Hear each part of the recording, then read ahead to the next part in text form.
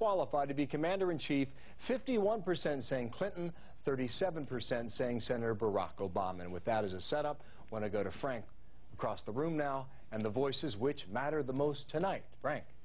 Here's what I don't understand. There have been more debates in this presidential campaign than ever. There's been more coverage than ever.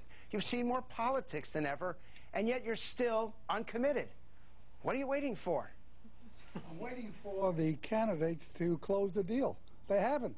They keep on talking and talking, but they're not making any closing on the deal. They're not closing the deal. What is it? What's slowing you up? I'm waiting to hear an original idea already. It's the same things rehashed over and over again, and no one on the Democratic side actually can step away from the rest of the crap that they're talking.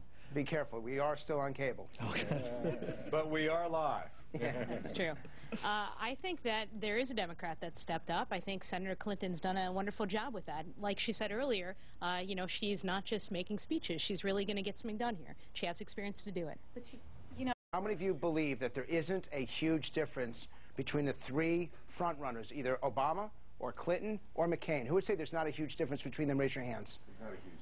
And who would say that there is a significant difference? So if there is a significant difference, Richard, what are you waiting for? Well, I'm interested in John McCain, but he's been pandering to people who I have problems with, especially on the religious right. And so for him to try to capture his base right, loses you. Is a problem for me.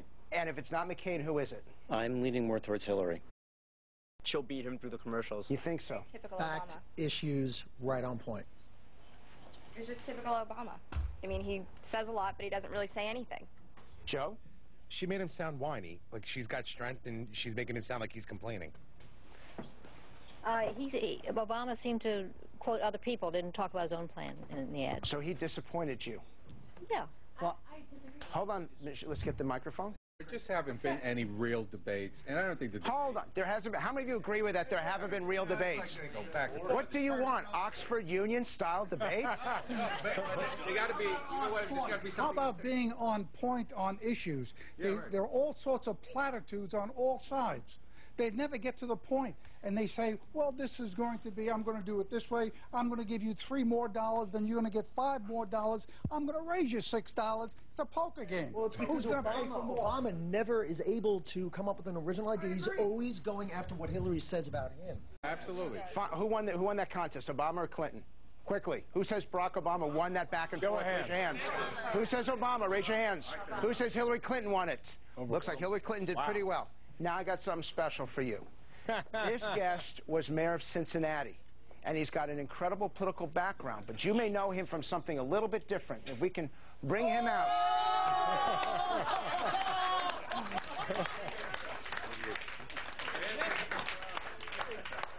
I have been assured that the chairs are all bolted down.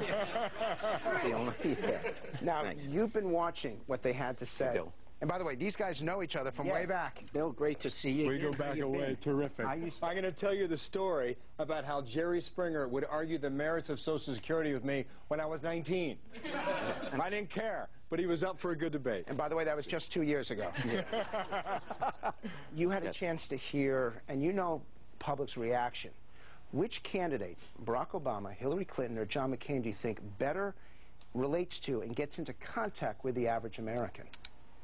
Setting aside your politics. Yeah, well, let me start out with my bias, so then you can judge everything I say. You know, I love Hillary Clinton, and that's in a good way. And so I'm biased. Put that aside. I can look at Barack Obama, and he is so gifted, phenomenal.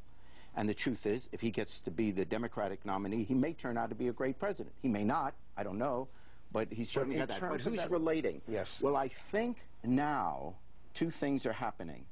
One, the media for the last week or two has been pretty well writing Hillary off. Subtly, but some not so subtly, but saying, well, that's it. She's history. And there's always a reaction to that. And because of that, now we saw in this last ad, very specific. I would suggest on that ad, she really was specific. What her plan would do, what Barack's would, and I think that relates. You're a good politician. I think that relates. I think that really. And what about John McCain? The lunch pail issues. What about John McCain?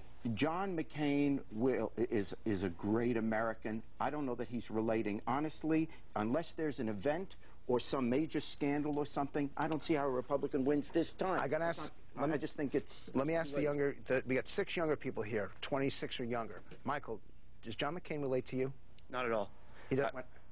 I just feel like he's the same old politician that Bush and everyone else is like. Quick show of hands. Does John McCain relate to you? Who says yes? Who says no? This is going to be a challenge. Bill, we got to go, but we'll be asking you a couple questions about someone you worked for way back in your career. Don't let him go. When we come, I want to know what's going on back in Ohio. History replays itself. Back with Frank Luntz and Jerry Springer, who 40 years ago, 1968, Springer worked for Robert Kennedy. Welcome back. Yeah, that was my first job.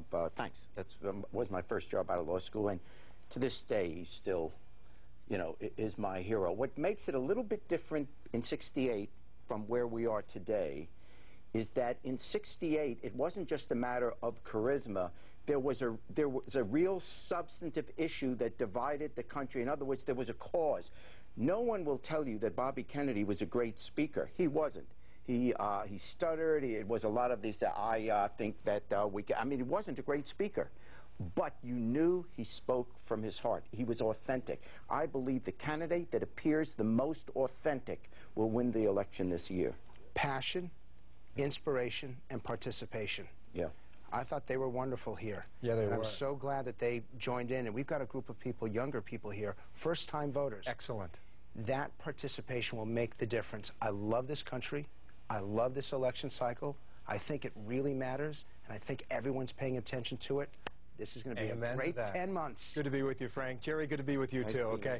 Thanks to our studio audience live here in New York City.